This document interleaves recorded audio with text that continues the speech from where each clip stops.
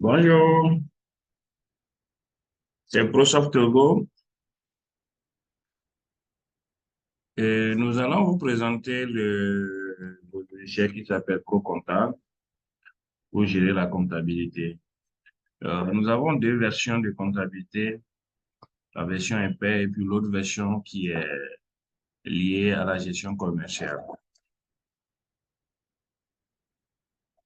Dans les menus, ils sont là, c'est toujours client-serveur en fonction des sociétés créées au niveau de la gestion commerciale.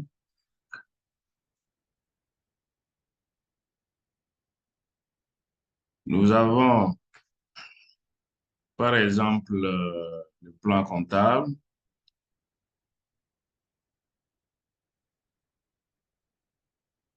Nous avons les éditions, nous avons les exercices, les structures, les exercices en cours, etc. Donc, pour commencer, nous allons créer un journal. On va créer des types de journaux. Bon, je vais sur gestion des journaux. Ici, nous avons des journaux préchargés. Ce sont des journaux créés automatiquement par la version commerciale, c'est-à-dire le côté, le produit commercial. Donc, je crée un journal, par exemple, achat. Je mets achat, par exemple. Voilà, je crée un autre journal vente. Voilà.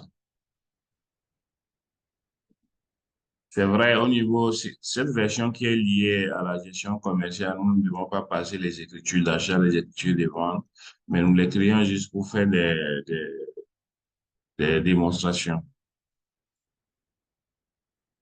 Bon, après avoir créé les types de journaux, je vais au niveau de brouillard d'écriture. Au niveau de brouillard d'écriture ici, je vais par exemple créer les différents classeurs. Donc, je vais créer les classeurs sur achat. Donc, je peux créer pour le mois de janvier.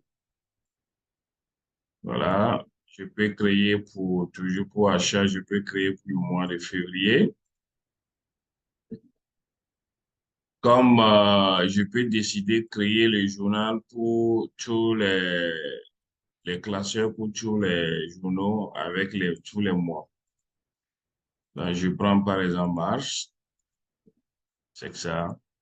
Donc, je prends pour la vente, je prends le mois de janvier.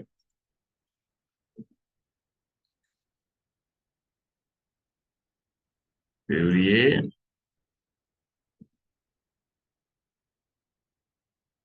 voilà, je crée le journal pour le mois de mars. Donc ici, dans ce brouillard, qu'est-ce qu'on a? On a les différents classeurs qui sont créés et qui sont là.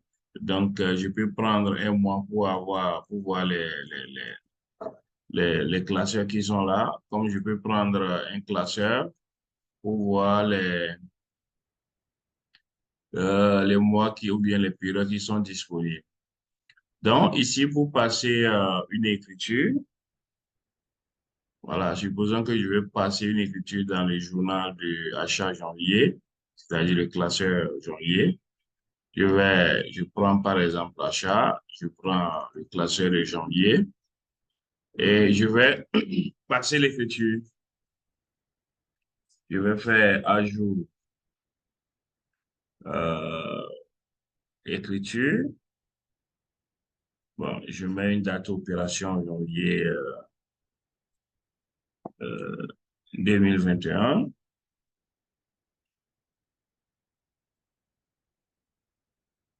Je prends par exemple le compte 600,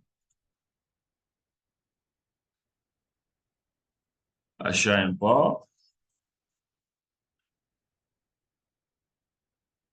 Je table les libellés opération achat de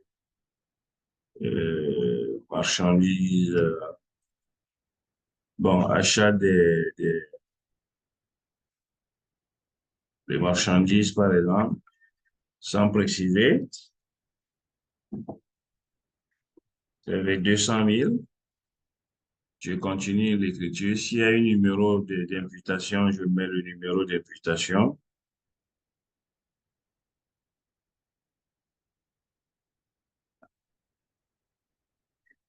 Je vais créditer le compte fournisseur. Peut-être c'est le fournisseur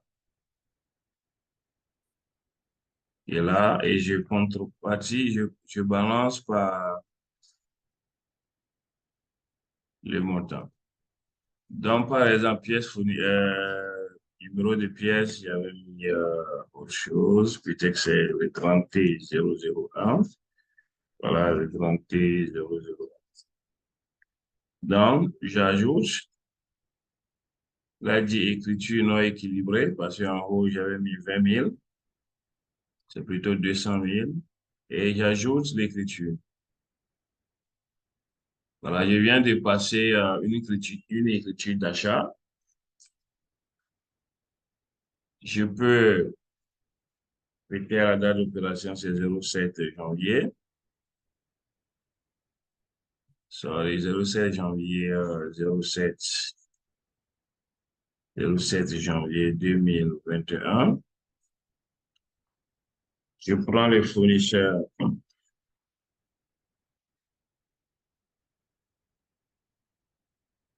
Je prends le fournisseur, peut-être les 40 11. Je prends ce fournisseur. Je mets achat de euh, ciment, par exemple, en crédit. Peut-être ça fait 300 000 avec numéro de pièce T 002. Un autre fournisseur,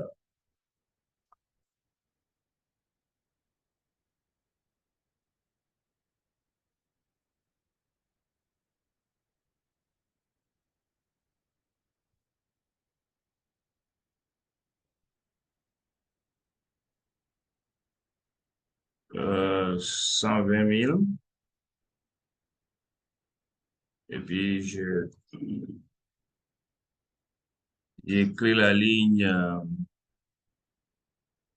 avec achat des marchandises.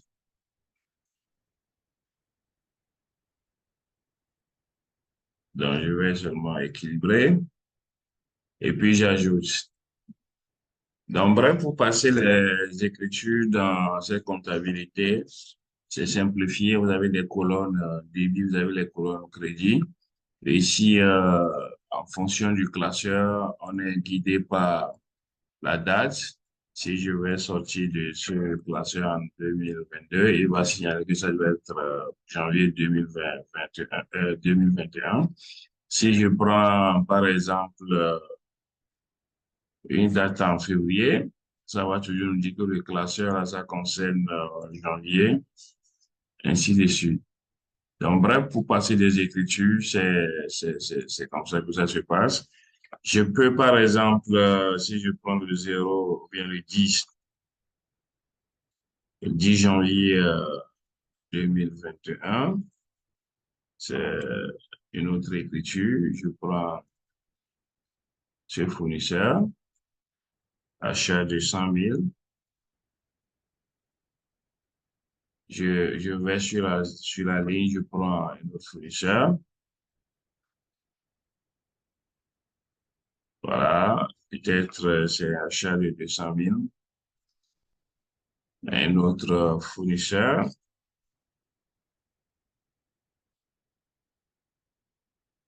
c'est ça, sur de 500 000.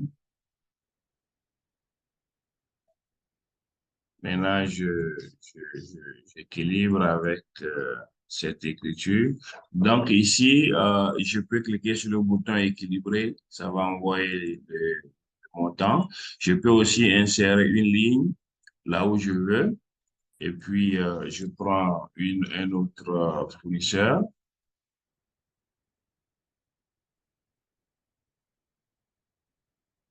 Voilà. Ça, c'est un exemple. Et je ajoute le montant 788. Je peux toujours équilibrer. Je peux supprimer une ligne. Voilà, comme je peux descendre une ligne, je peux monter, je peux envoyer au premier, ainsi de suite. Je peux, là, avec la croix, là, je peux tout vider. Donc, une fois que l'écriture est équilibrée, bon, allez, je vais équilibrer, je peux ajouter l'écriture. Bref, dans cette version, pour passer écriture comptable, c'est très schématique. Vous avez les colonnes débit, les colonnes crédit. S'il y a des numéros de pièces, vous ajoutez, etc. Rappelons que tout ce qui est écriture liée à la vente, au règlement des factures, aux achats fournisseurs, toutes ces écritures sont générées de manière automatique normalement. Nous faisons ceci, c'est juste pour faire une présentation. Bon, supposons que quand je reviens sur mon brouillon, on va voir que les achats janvier, quand je prends les journaux achat, je prends achat janvier, il y a des écritures dedans, je peux réouvrir et ajouter d'autres écritures. Donc, si je prends par exemple la vente et je prends la vente peut-être février, je vais passer mon écriture. Février, je prends un client par exemple. Voilà, vente article. On va débiter le client, peut-être de 200.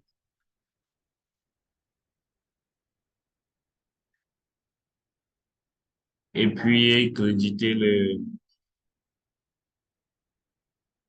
le compte vente, bon, ça dépend, taxable, non taxable, etc.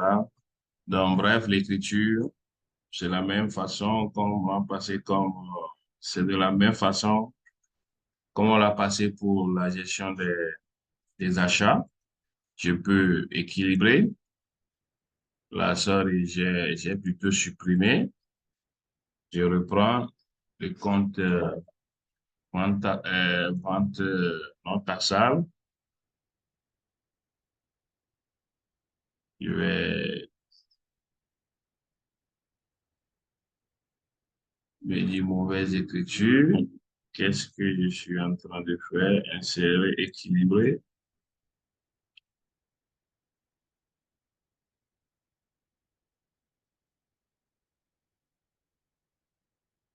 Bon, je mets les 200 000. Voilà. Et puis, je dis, veuillez saisir une destruction. Ah, je comprends maintenant.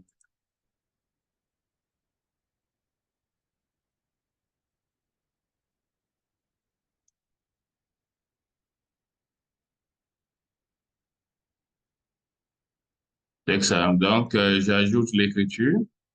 Voilà, je reprends un autre exercice de manière beaucoup plus posée. C'est le 17 février 2021, par exemple. Il y a achat, le client Abou Ado et vente à article.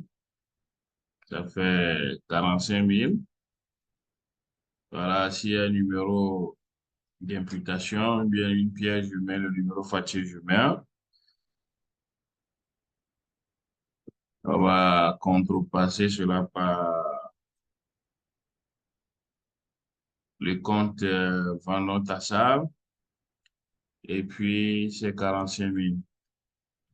Voilà. Écriture écrivée, on peut valider.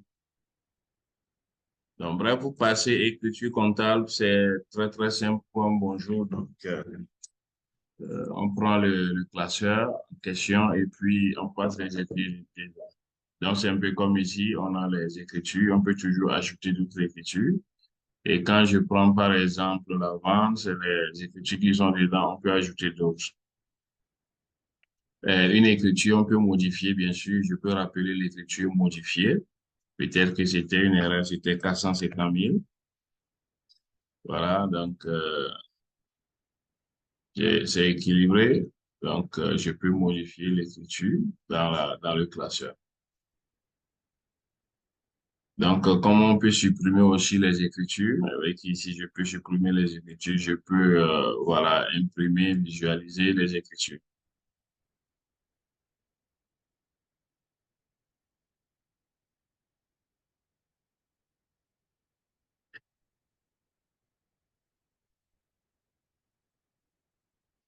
Nous allons voir les mouvements de compte. Nous sommes ici, on va voir les mouvements de compte. Il y a beaucoup de mouvements de compte ici qui sont venus de la gestion commerciale.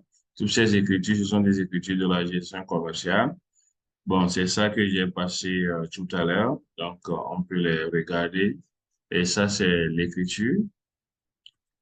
On va dire ça appartient à quel journal. Nous avons ici beaucoup de journaux, c'est-à-dire beaucoup de classeurs, les classeurs de la gestion commerciale, les classeurs personnels, c'est-à-dire créés manuellement. Donc voilà, ça, ce sont les écritures. Tu peux revoir les écritures. Voilà. Quand on prend par exemple un compte, on peut avoir son journal en fonction des dates précisées en haut. Si je prends par exemple 01/01 2021 à 01/01/2021, j'ai affiché, je vais voir les écritures que j'ai passées pour le 2021.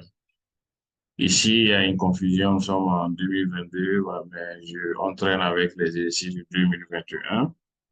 Donc, il faut voir les écritures de 2021. Donc, c'est ça, ce sont des écritures achat marchandises, etc. Et si je prends par exemple ce fournisseur, je vais avoir, disons, son journal, c'est-à-dire les mouvements sur ce compte du début jusqu'à la fin. Si je prends par exemple le compte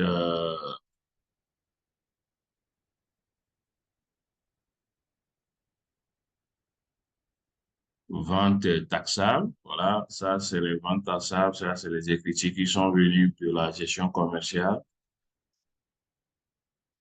pour la période. Si je prends vente non taxable, j'ai les écritures qui sont venues de la gestion commerciale pour la période. Donc ça c'est le mouvement de compte.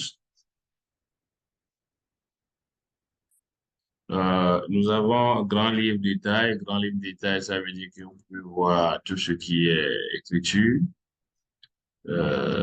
On peut, par exemple, interroger les comptes commençant par ça et terminer par, disons, tous les comptes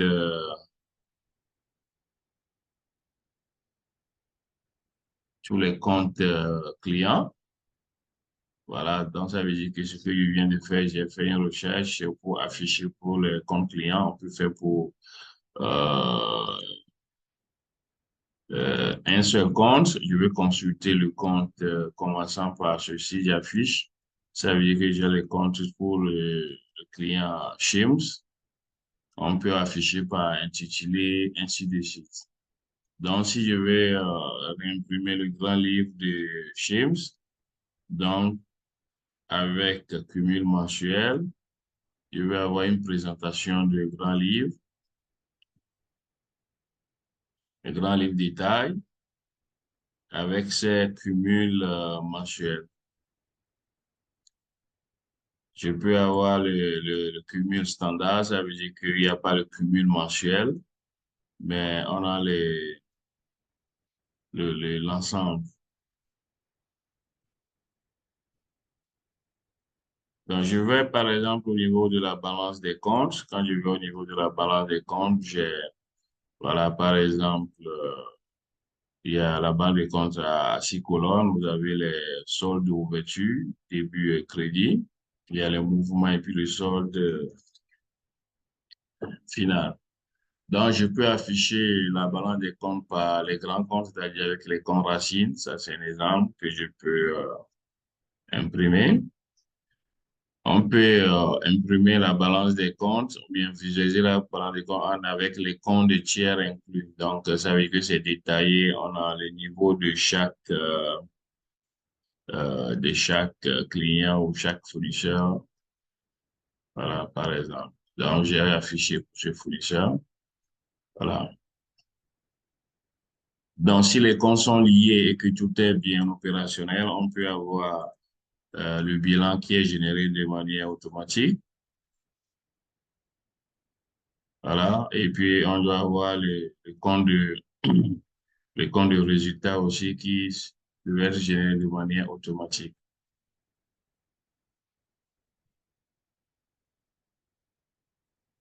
Voilà.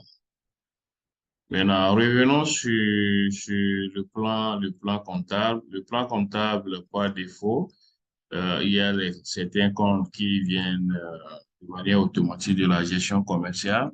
Quand on crée un client au niveau de la gestion commerciale, il s'affiche chez nous, un fournisseur pareil.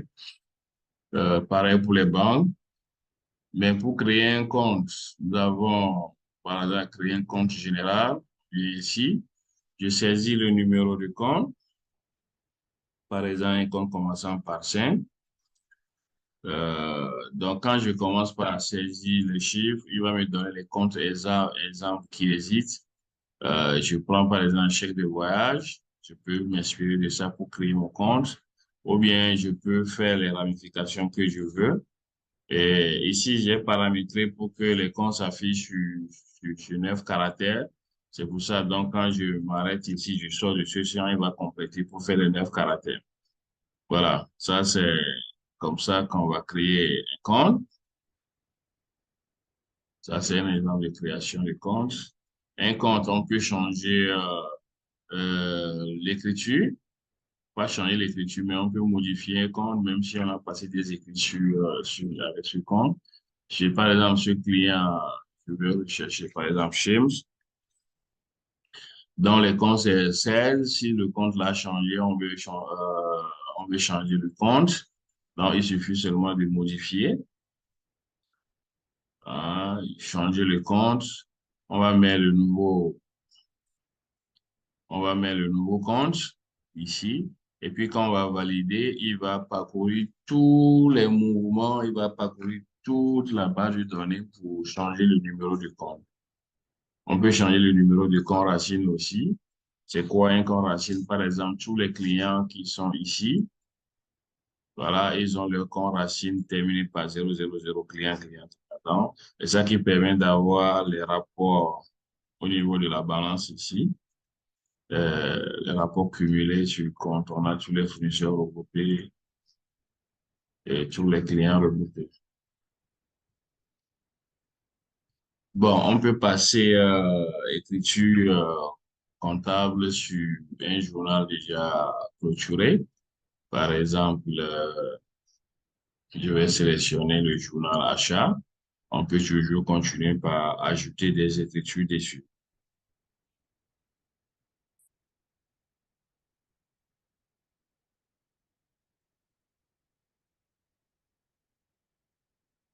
Donc, au niveau des types de journaux, on peut avoir la liste des journaux qui sont là. Voilà, ça c'est la liste. On veut parler d'achat, c'est sa liste. Mais si je prends 01, 01, 2021,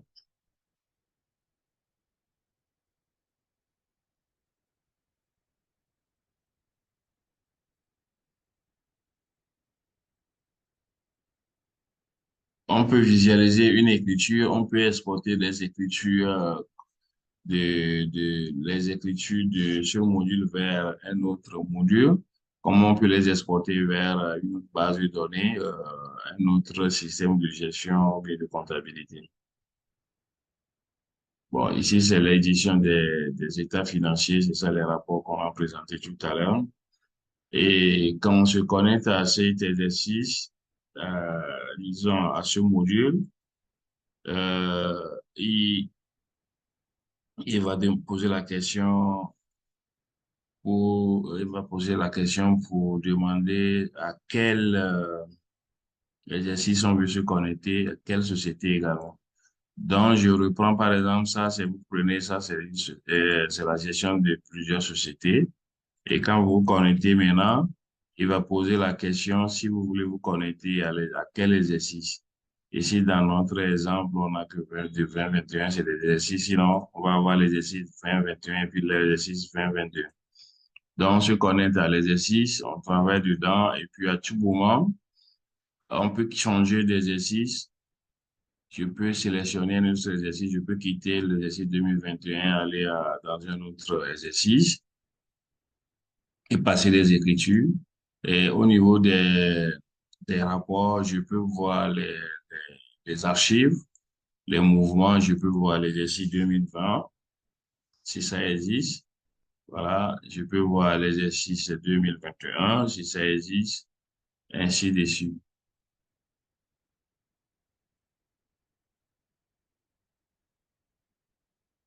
Ça, c'est l'exercice antérieur. Si je prends, ça c'est l'exercice archivé. Pour le moment, on n'a rien archivé. Quand je prends les tâches de structure, vous avez les schémas de rapport. C'est ici qu'on crée, on définit des schémas, par exemple, pour les comptes de résultats. On va créer les trois grandes rubriques en charge. Chaque rubrique avec son contenu. Ici, on va créer les rubriques en produit. C'est pas seulement les trois, c'est les trois là sont chargés par défaut. On peut toujours ajouter d'autres rubriques. C'est un peu comme je veux mettre autre produit, hein, autre produit exceptionnel. Voilà, donc je vais ajouter. Donc il est créé là-bas. Donc, lui aussi, il faut ajouter, par exemple, comme ici, on va dire divers, ou bien produits financiers en ensemble, ou bien produits d'exploitation en ensemble. Lui, on va ajouter ces rubriques ici aussi. Donc, c'est un peu comme je vais mettre autre produit exceptionnel, on va dire autre divers. C'est un exemple. Et hors d'affichage, on met par exemple 6. Donc, voilà, c'est ça. Donc, ça veut dire qu'on prend produit exceptionnel, on a ceci, l'autre, on va dans autre divers. Et ainsi de suite. Donc, c'est ici on configure les rapports, les rapports de schéma compte de résultat et schéma bilan. Donc, c'est ici on conçoit le rapport, compte de résultat et puis le bilan.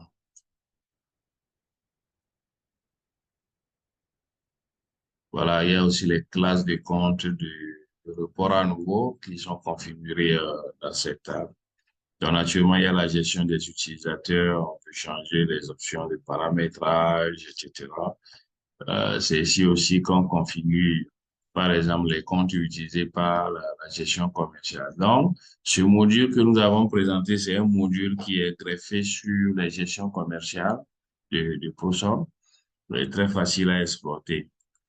Dans une autre vidéo, il y a la version expert, la comptabilité expert qui est destinée aux cabinets, aux sociétés qui n'utilisent pas la gestion commerciale, mais qui utilisent indépendamment la gestion et la comptabilité pour tenir les écritures de leur société. Voilà. Merci. Nous voici à la fin de la présentation de ce module. Euh, à très bientôt.